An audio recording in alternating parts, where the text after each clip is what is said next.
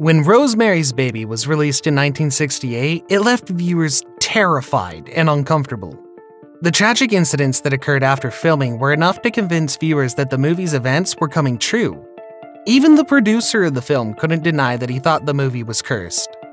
From numerous deaths, crumbling relationships, and ruined reputations, it's difficult not to think that there was something a little darker at work behind it all. If you're a lover of conspiracies and curses, stay tuned, because today we're going to dive into the horrific events that occurred to those that had a hand in making Rosemary's Baby. Please note, though, that we'll be covering several sensitive topics that some may find triggering. Originally based on a novel by Levin, Rosemary's Baby tells the story of a young, pregnant wife, Rosemary, played by Farrow, and her struggling actor husband, Guy, played by Cassavetes. Following their move to Manhattan, Rosemary begins to suspect that her elderly neighbors are members of a satanic cult and are grooming her in order to use her baby for their dark rituals. What have you done to him, you maniac? Satan is his father, not Guy.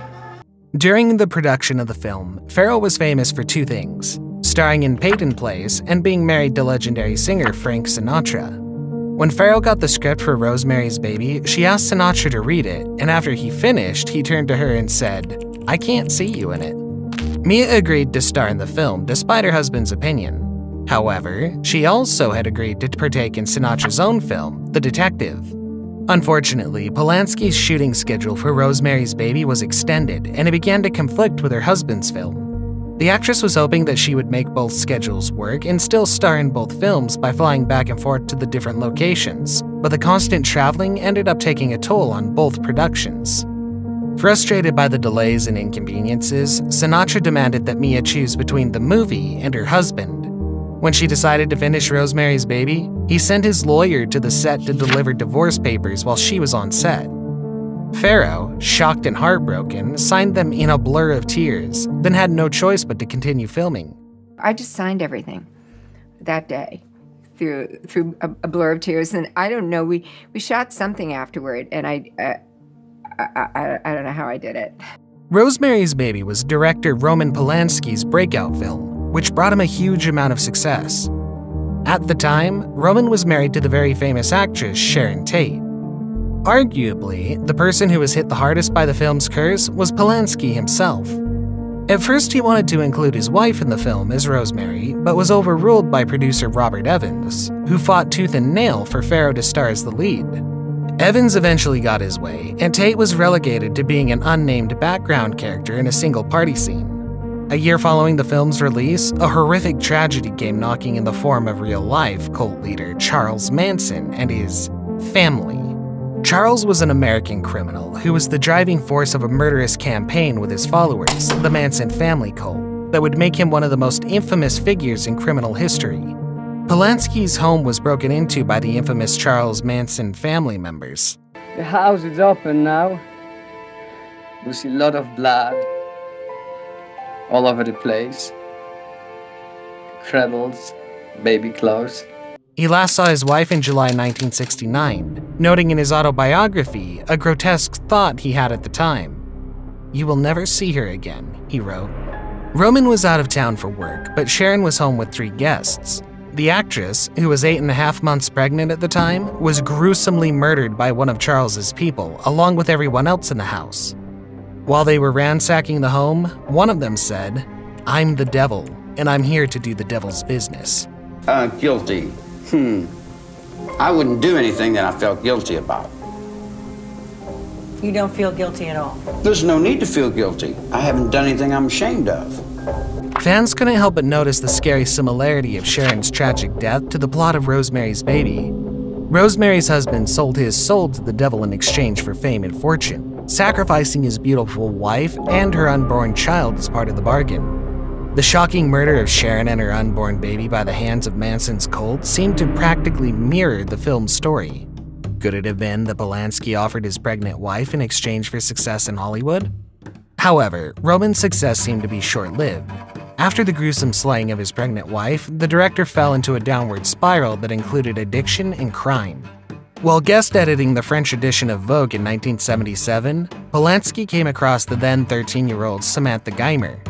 He coaxed the young girl into posing for a series of photo shoots. At one of these shoots, which took place at Jack Nicholson's house, Polanski plied the girl with alcohol and other hard substances before assaulting her. It wasn't much later that Polanski was taken into custody and spent 42 days in jail before fleeing the country to avoid further prosecution. Since then, he's lived the life of a criminal and has avoided traveling to countries where it's possible for him to be extradited back to the US. The film's composer, Krzysztof Komeda, was one of the first to perish at the hands of the film's curse. He was just 38 years old when he fell off of a cliff while at a party in Los Angeles and suffered a cerebral hemorrhage just months after completing his work on the film.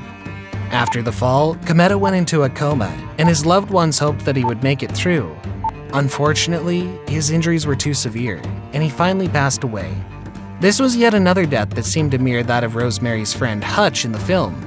According to Farrow, actor Sidney Blackmer, who played Coven leader Roman Cassavetes, once said on set, "No good will come of all this Hail Satan business." And apparently he wasn't the only one who thought so. William Castle, the film's producer, later became convinced that the film was cursed. William, in many ways, was the man responsible for bringing the curse of Rosemary's Baby into the lives of so many people in the world of cinema. After all, he was the one who saw the viability in the novel and planned to bring it onto the screen. So if it weren't for him, perhaps the film would have never been made at all. Following the film's release, Castle was ambushed with hate mail constantly and overwhelmed with anxiety.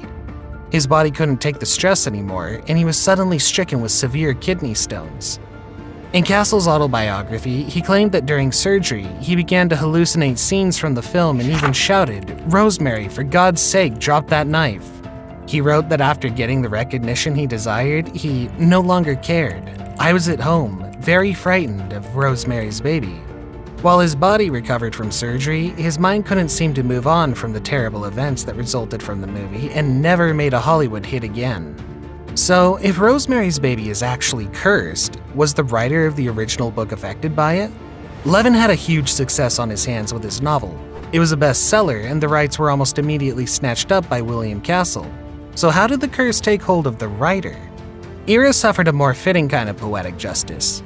First, his marriage crumbled, with a divorce finalized the very same year that the movie was released. He remained notoriously private and never gave details of the breakup. He certainly got the fame he so desperately sought after, however, not for any of the reasons that he wanted.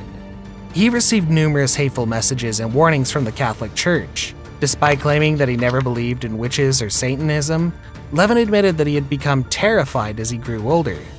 The saddest part of Levin's downfall came 30 years after the release of Rosemary's Baby, when he released Son of Rosemary, a poorly received sequel to the first book. By 1992, in a rare interview, Levin confessed to having mixed feelings about Rosemary's Baby, including religious guilt.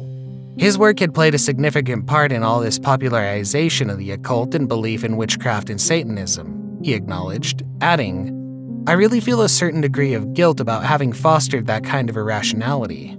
As for the building that served as the exterior for the apartments in Rosemary's Baby, the Dakota is one of the most famous buildings in New York. Unfortunately, its fame was also derived from yet another terrible event that some managed to link back to the film yet again. Robert Evans claimed that the whole time he was on set at the apartment building, he felt a distinctly eerie feeling. The building is a big character, and this was no ordinary building. It really isn't. I went to dinner there a few years ago. I got an eerie feeling just going in there. 11 years after the murder of Sharon Tate, the building was also the site of John Lennon's death, when Mark David Chapman fired 5 bullets into the singer's back. While Lennon didn't have anything to do with the film itself, he was close friends with Mia Farrow, and when the Manson family killed Tate in her home, they wrote Helter Skelter on the wall in blood. Helter Skelter is one of the songs on the Beatles' White Album, which Manson used as the foundation for his revolution. It seems impossible to look back at all of the heartbreaking and shocking events that can all be linked back to the film and not wonder if they were the result of a curse. While some might have gotten off easier than others, it's all too eerie to think that all the events were simply a coincidence. Perhaps there are some movies that shouldn't be made. We'd love to know what you think in the comments below. Do you think Rosemary's Baby was cursed, or was it all just superstition? Don't forget to subscribe to Rumour Juice and hit that notification bell for more videos that you'll love.